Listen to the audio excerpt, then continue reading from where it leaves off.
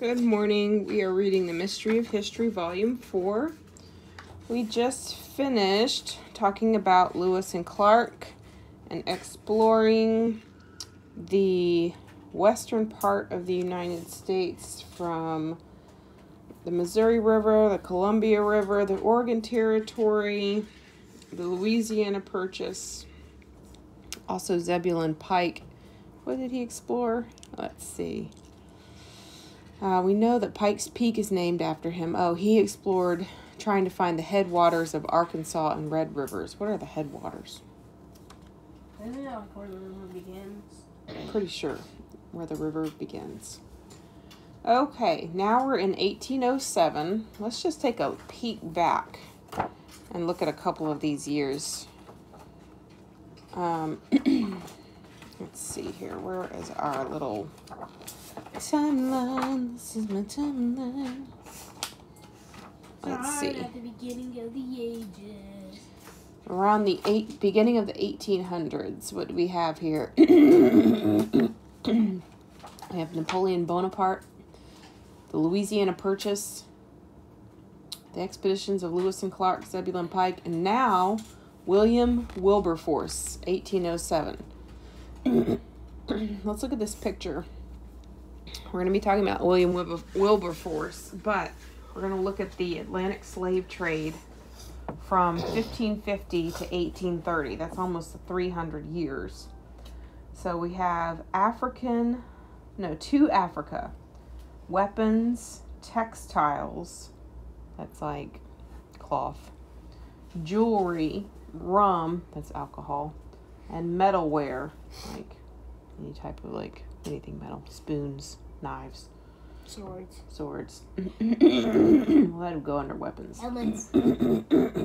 Excuse me for this continual throat clearing. So that is headed to Africa. In trade for that type of stuff, they would get slaves, not willing slaves. There weren't any Africans there who walked over and said, "Please work us ruthlessly." No, not appropriate. Not to make fun of. But they had fellow Africans helping them to get their family, not their family members, but they would help, Africans would help trap other Africans to capture them, to sell into slavery. Some would go to South America, some to the West Indies, some to North America, and then from North America... Wasn't there a whole bunch of Africans? What do you mean? Like a whole bunch of them on their continent. Yes. It was continent was full of people. And then from the North America, raw goods would go back to England, and they would take tobacco, coffee, cotton, sugar, and indigo. Indigo being, I guess, to color things. Okay. Miss Hobar says, I love coming across true heroes in history. I believe I found one in the story of William Wilberforce. He was an Englishman who dedicated his career and his final years in retirement to abolishing slavery in the British Empire. He was born into a wealthy family in Hull, England in 1759. Hull was a port city, which means that William saw the cruel institution of the transatlantic slave trade. He knew the stench of the ships in the port that traveled a 3-leg journey carrying manufactured goods from England to Africa, then slaves from Africa to America, and then raw goods back to England. When he was only 14, William wrote a letter to the newspaper to complain about the atrocities of the Atlantic slave trade. In his youth, William didn't care much for religion, but he began to consider it after the winter of 1784, when he went on a long journey with a friend named Isaac Milner. Milner was a strong Christian, and he led William to study the Bible while they traveled together. Where was he going? This is a long journey, didn't say. Okay. William was attentive to his friend's teachings, but not convinced that he needed Christ. That would change after William spent time. What's interesting is we never studied William Wilberforce in school, because that would mean that we had to study Christ. And like that the fact that the motivation for doing this was his relationship with God. That would change after William spent time with a minister in London known for speaking out against slavery. This was John Newton. Do you know who John Newton was? No. He was one of many who owned a slave ship and used it to traffic goods. That means move goods. I think I know about him. Maybe? Okay. Yeah. He moved goods and slaves from one continent to the next. In coming to know Christ as his Savior, John Newton repented of his misdeeds and wrote one of the world's most famous hymns, Amazing Grace. Oh, so we do know him. You probably know it. Yes, we do. The words of that hymn are a powerful testimony of Newton's life, dramatically changed by grace. Another thing we didn't study in school. Cruz, you may not play with him. You need to play with something else. Because when you're playing with him, you're not listening. John Newton encouraged William Wilberforce not only to know Christ personally, but also to live for him and fight against the slave trade in the British Empire. William took some time to ponder this calling. On December 7th, in 1785, he committed his life to Christ and submitted his career to God's will. Once he yielded to the idea of fighting the slave trade, meaning he yielded, he's like, okay, yeah, I think I'm called to fight against the slave trade. William Wilberforce, who was hardly more than 5 feet tall and less than 100 pounds, was unstoppable, unwavering, and nearly unbearable to be around. His mission consumed him. William's inroad of influence on the matter of slave trade was his position in the British Parliament. You see, starting in 1718, he held a seat in Parliament until 1825. That's 45 years. Known for his elegance, William was approached by a group of abolitionists. Abolitionists are people who want to get rid of slavery. They're trying to end slavery. I thought it was abolitionists or something. No. And so the abolitionists and the Quakers drafted several bills in Parliament to change the British laws that allowed slavery.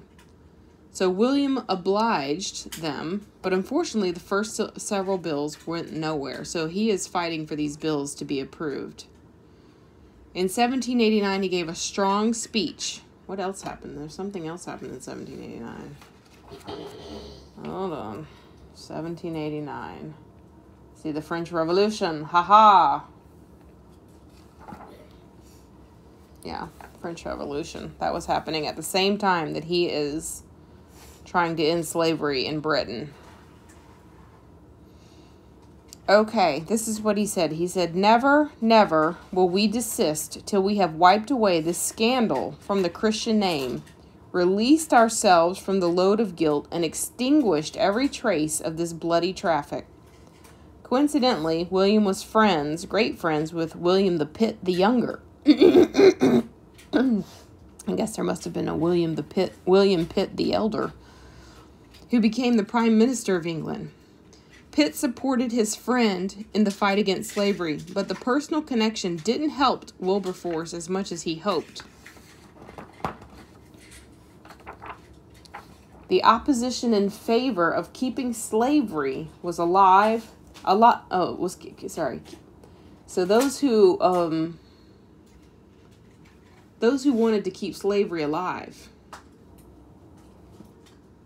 was the voices for that. So that is a confusing sentence.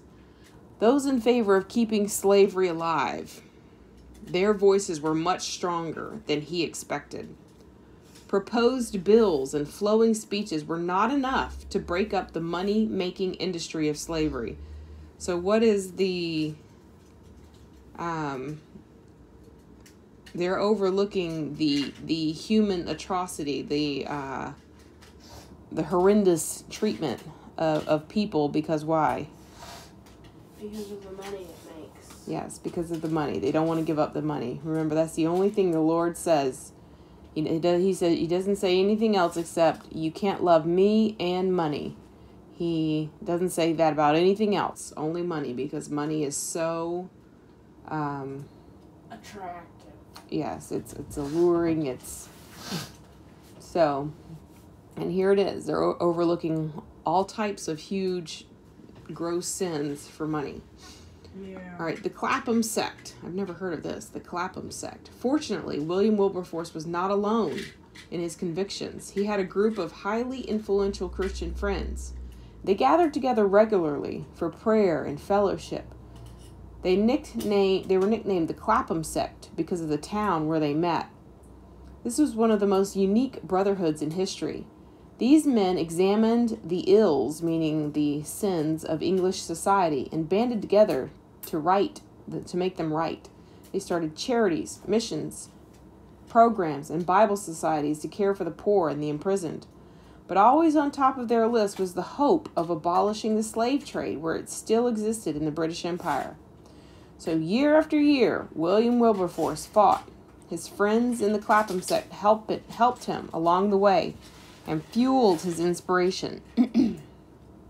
They realized that the key to their success would be to change public opinion towards slavery. To make known the horrors of the slave trade, they carried out a mass campaign of literature, distributing literature, that means passing it out, and creating graphic billboards. So they're trying to show people they're trying to put it in front of their face and say, hey, look, this is what's happening. Petitions were gathered. Tours of slave ships were arranged. And the public gradually became aware of what was really happening to these dark brown-skinned people that were captured across the sea. After 20 years, that's a long time, 20 years of relentless work, the final break for Wilberforce came in the winter of 1807, when his team sneaked a bill into session that focused on stopping British ships from providing French colonies with slaves.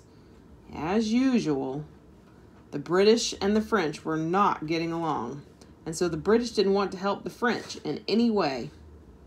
Indirectly, the bill put restrictions on all slave ships, and this brought the slave trade to a screaming halt. Ah, halt! I always wonder what screaming halt means. Does that mean we're stopping so fast we're screaming? In the British Empire. The Parliament quickly realized it had been duped, but it nevertheless voted to pass the bill titled Abolition of the Slave Trade Act.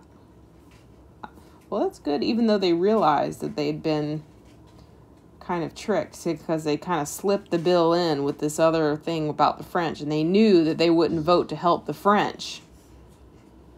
So they were sort of like... They were like, put it in there. Let's just put this in on this little bill here. Then they're not going to vote to help the French. And then they saw the bill and they're like, we're not helping the French. And approved. Mm-hmm. And so... Yeah, the French is in trouble. No, they outlawed the slave trade. They outlawed... the slave trade in Britain. That's always so confusing to me. I'm like, is it England? Is it Britain? Is it United Kingdom? What is it, people? In a room filled with strong emotion, William Wilberforce, sitting at his place in Parliament, bent forward with his head in his hands and cried. He cried. He was so overcome. He was like, finally, 20 years of work. William's success motivated him to tackle other issues.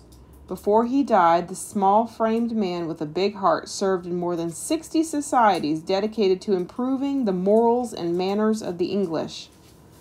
But in the forefront of all this, William was concerned for those who were still trapped in slavery. You see, he had successfully passed the bill in Parliament to stop the ships from trading the slaves, but that did not protect the people who had already been caught in slavery in England and in the British West Indies. Did America Yes, deal with that? there were definitely other there was definitely a lot of slaves in the United States. However, he doesn't have any Power. Yeah, he doesn't have any power in America. He can't pass a law that will affect America, because now America's a separate country. So he's fighting for where he does have some type of say. So William Wilberforce continued to fight injustice. He founded the African Institution to try to heal the wounds of Africans affected by slavery. He created settlements for slaves who were set free, and he tried to sway other nations into abolishing slavery in their countries. Radicals, kind of extreme, in Parliament gave Wilberforce little credit for his efforts. They believed the freeing of the slaves would ruin the job market for poor workers, and it was a war between ethics and greed. In 1825, Wilberforce retired from Parliament to spend more time with his wife of 28 years and their 6 children, whom he loved dearly. Do you think retirement stopped him from campaigning against slavery? No, it didn't. He recruited younger members of Parliament to keep up the work. Now here's the best part of the story. On July 26, in 1833, just a few days before he died, he was told that Parliament passed the Emancipation Act, freeing all the slaves of the British Empire. Well, that is good. William, on his deathbed, knew his fight had not been in vain. He died with the peace of having accomplished his life's mission. What a beautiful ending to a life dedicated to others. Here's a picture of him.